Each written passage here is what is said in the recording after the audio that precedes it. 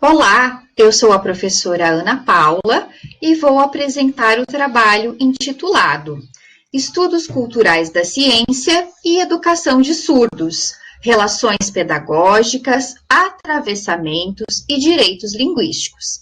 Este trabalho foi elaborado por mim, pela professora Leonésia Leandro Pereira e pela professora Annelise Maria Regiane.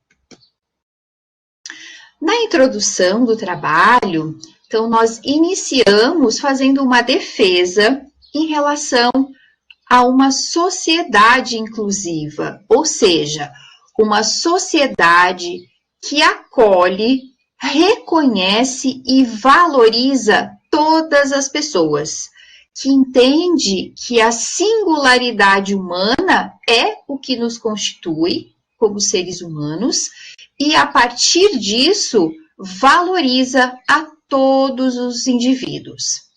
É essa sociedade que pressupõe o desenvolvimento de uma ciência cidadã, pautada na democratização do acesso aos conhecimentos científicos e estendendo-a a todas as pessoas.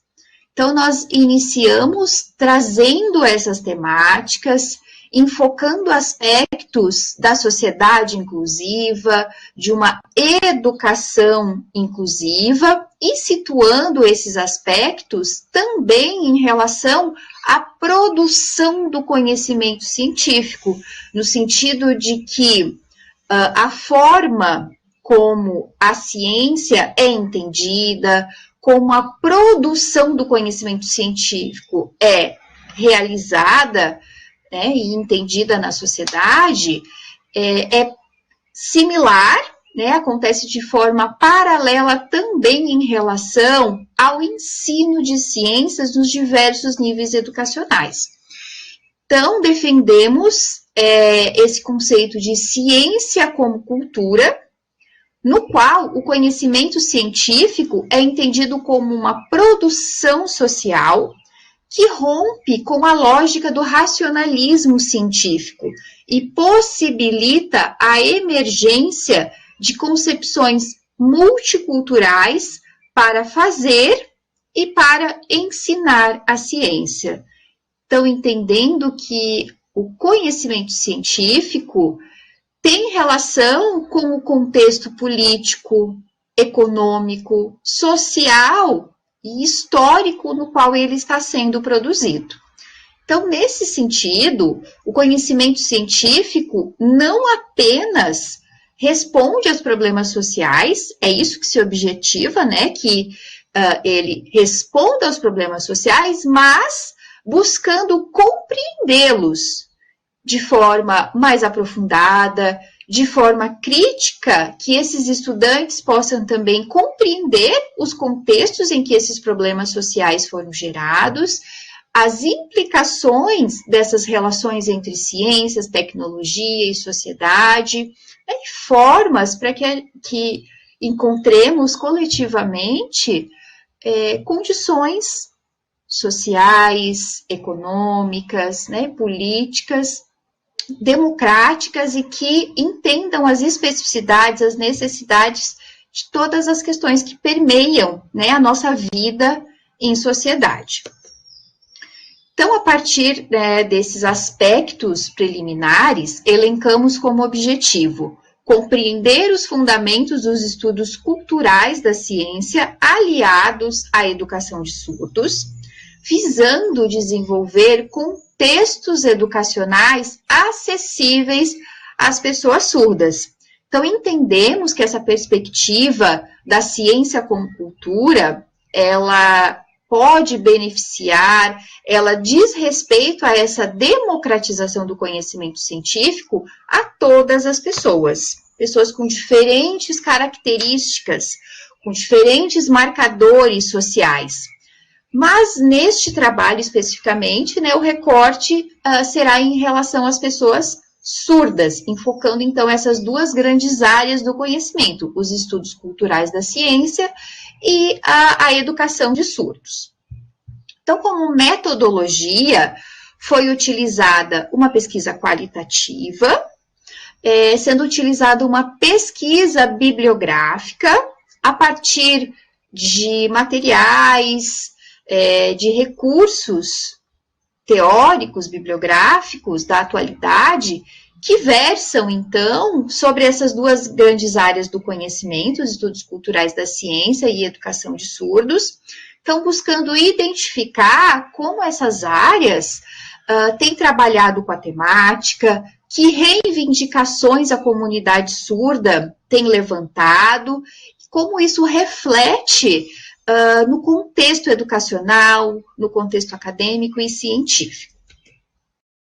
Então, algumas das discussões e dos resultados elaborados até o presente momento são os que eu apresento a seguir. Então, um conjunto de políticas públicas e legislações, sobretudo no contexto brasileiro, onde nós moramos, tem defendido a eliminação de diversas barreiras nos segmentos sociais. Barreiras estas de ordem atitudinal, arquitetônica, comunicacional, e isso para diferentes públicos.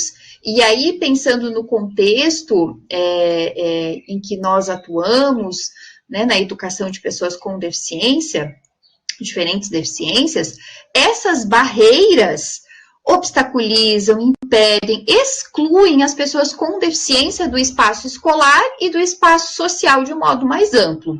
Mas tendo como foco aqui a educação de surdos, há uma outra dimensão de barreiras que tem sido levantada como uma barreira que tem impedido o acesso das pessoas surdas à escolarização, aos bens culturais de modo mais amplo, que é a barreira linguística. Então, nesse sentido, né, a partir dessa defesa de eliminação dessas diversas barreiras, e dentre elas a barreira linguística, a acessibilidade linguística tem sido uma reivindicação da comunidade surda para a garantia de direitos linguísticos.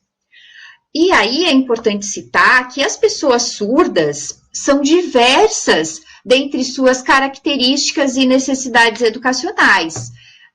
Existem outras, mas aqui citamos algumas delas, por exemplo, estudantes que se comunicam por meio da Libras, da Língua Brasileira de Sinais, surdos oralizados, usuários de aparelho auditivo ou ainda aqueles com implante coclear. Essa gama de características, de diversidade dentre o público com surdez, precisa ser considerada e legitimada nas discussões políticas, nas discussões acadêmicas. Então, trouxemos aqui algumas dessas características, mas entendendo que outras podem existir, e sempre é importante possibilitar, tornar essas reivindicações legítimas, ouvindo-as, né, tendo a manifestação das próprias pessoas que vivenciam essas barreiras linguísticas, no caso aqui as pessoas surdas. Então, diante dessa diversidade, recursos e estratégias didáticas com enfoque na educação bilíngue precisam ser planejados visando o acesso e a apropriação dos conhecimentos científicos. Então, nesse sentido, além de garantir o acesso ao currículo, o acesso, né, a essa gama de conhecimentos escolares nos seus diversos níveis educacionais, é também direito dessas pessoas a aprendizagem, a apropriação dos conhecimentos científicos. Tais recursos estão vinculados à defesa da acessibilidade linguística nos diversos espaços pedagógicos. Então, aqui consideramos desde a educação infantil até níveis mais elevados de escolarização, como nos cursos superiores de graduação e de nível de pós-graduação também. E explicitando um pouco mais essa questão da educação bilíngue, a educação bilíngue é aquela que tem a língua brasileira de sinais, a Libras, como primeira língua e o português escrito como segunda língua. Então, no Brasil, há algumas legislações que garantem esse direito. Trouxe aqui a Lei Brasileira de Inclusão, a Lei número 13.146, de 6 de julho de 2015, e a Lei número 14.191, de 2021, que insere a educação bilíngue de surdos na Lei Brasileira de Diretrizes e Bases da Educação Nacional, a nossa LDB, como uma modalidade de ensino independente.